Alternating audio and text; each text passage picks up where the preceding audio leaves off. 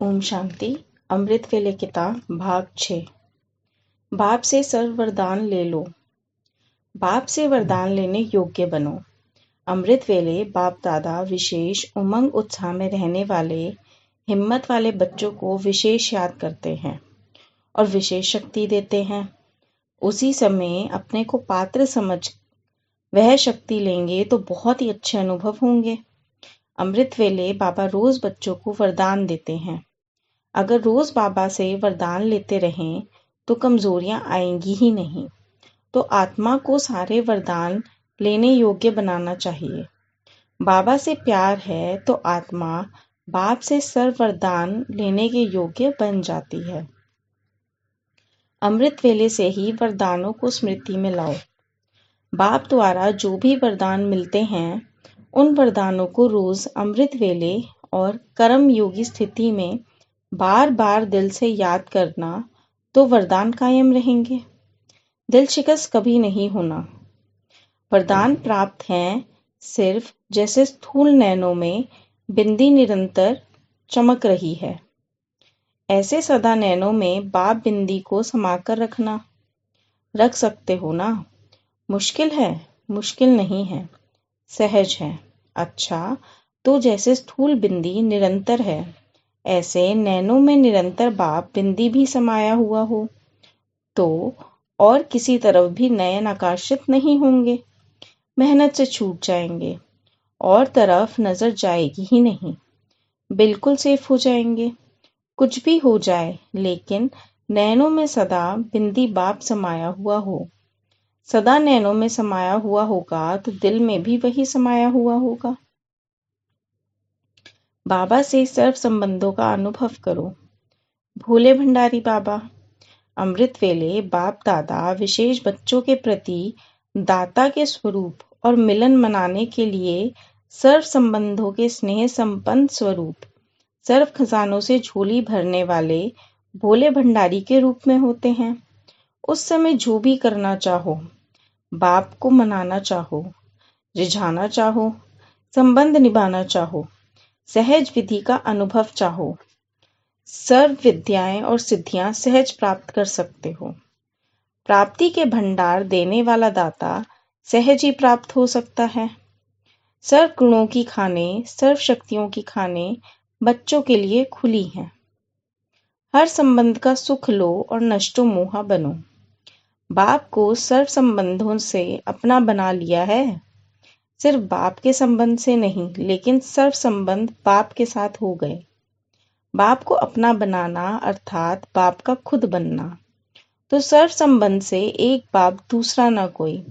जिसके सर्व संबंध बाप के साथ हो गए उसका विशेष गुण क्या दिखाई देगा? वह सदा निर्मोही होगा। जब किसी तरफ लगाव अर्थात झुकाव नहीं हो तो माया से हार तो हो ही नहीं सकती। ऐसे नष्ट मोहा बनना अर्थात सदा स्मृति स्वरूप। सदैव अमृत वेले यह स्मृति में लाओ कि सर्व संबंधों का सुख हर रोज बाप दादा से लेकर औरों को भी दान देंगे।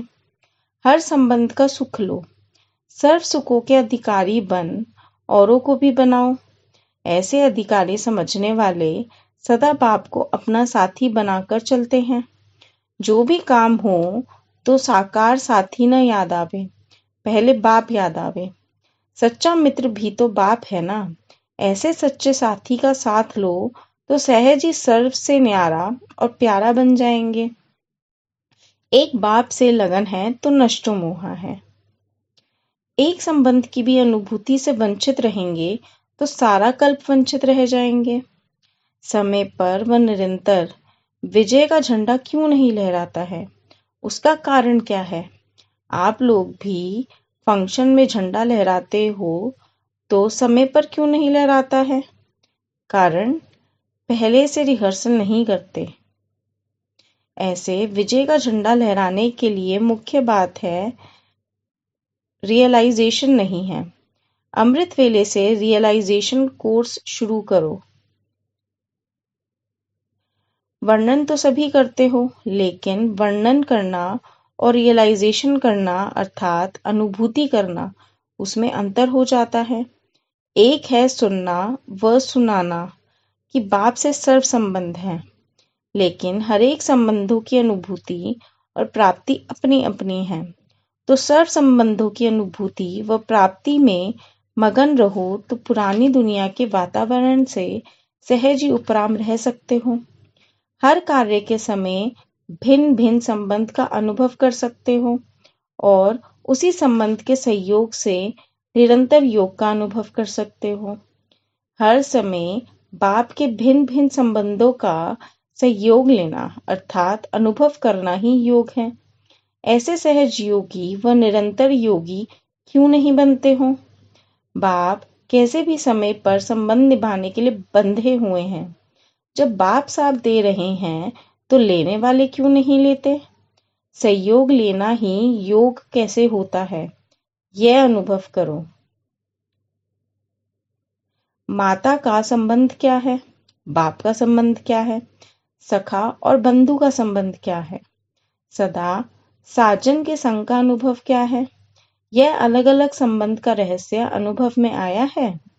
अगर एक भी संबंध की अनुभूति से वंचित रह गए तो सारा कल्प ही वंचित रह जाएंगे, क्योंकि कल्प में अब ही सर्व अनुभवों की खान प्राप्त होती है। अब नहीं तो कब नहीं?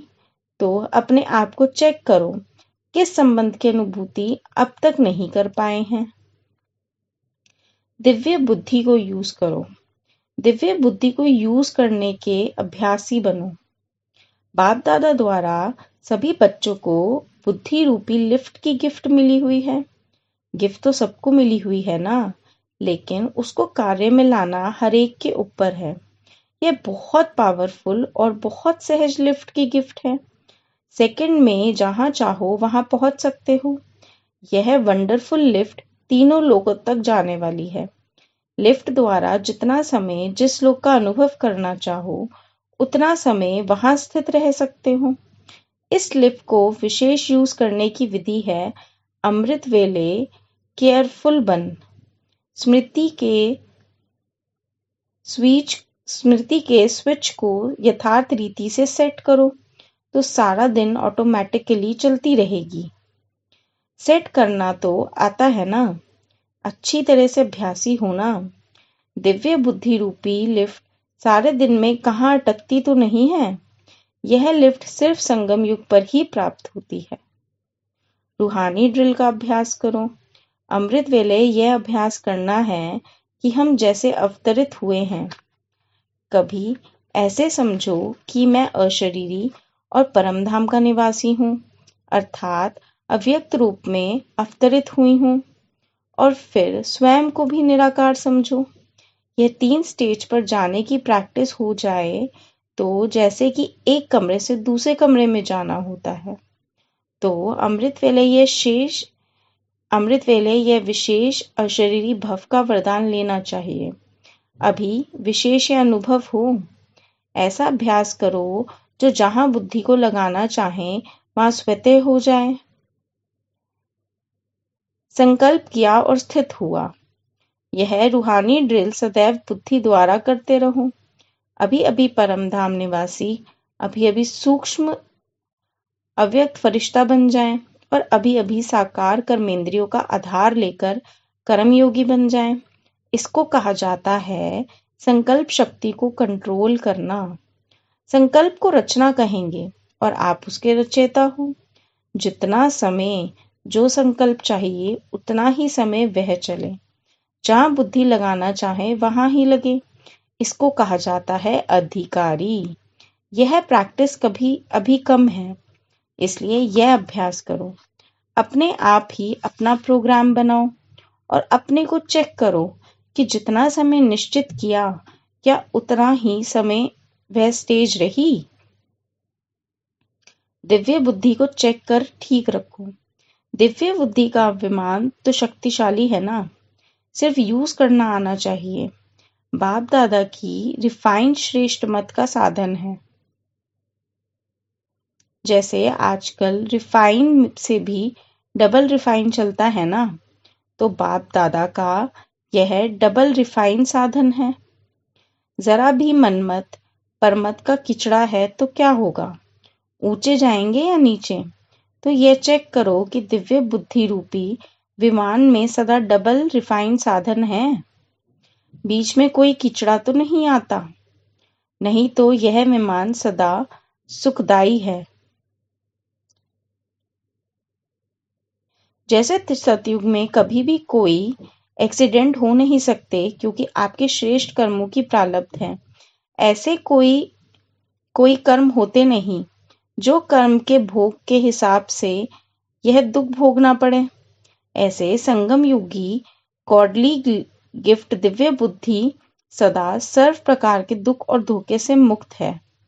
दिव्य बुद्धि वाले कभी धोखे में नहीं आ सकते, दुख की अनुभूति भी नहीं कर सकते, सदा सेफ हैं, आपदाओं से मुक्त हैं। इसलिए इस गॉडली लिफ्ट के महत्व को जान इस गिफ्ट को सदा साथ रखो। समझा इस गिफ्ट का महत्व? गिफ्ट सभी को मिली है या किसी की रह गई है? मिली तो सबको है ना, सिर्फ संभालनी आती है या नहीं वह आपके ऊपर है। सदा अमृत वेले चेक करो, जरा भी कमी हो तो अमृत वेले ठीक कर देने से सारा दिन शक्तिशाली रहेगा। अगर स्वयं ठीक नहीं कर सकते हो तो ठीक कराओ, लेकिन अमृत वेले ही ठीक कर दो। मनन शक्ति द्वारा शक्तिशाली बनो। अगर रोज अमृत वेले अपने एक टाइटल को भी स्मृति में लाओ और मनन करते रहो तो मनन शक्ति से सदा बुद्धि शक्तिशाली रहेगी। शक्तिशाली बुद्धि के ऊपर माया का वार नहीं हो सकता, अर्थात आत्मा परवश नहीं हो सकती। तो मूल कारण है बुद्धि की कमजोरी और कमजोरी का निवारण है मनन शक्ति। ओम शांति।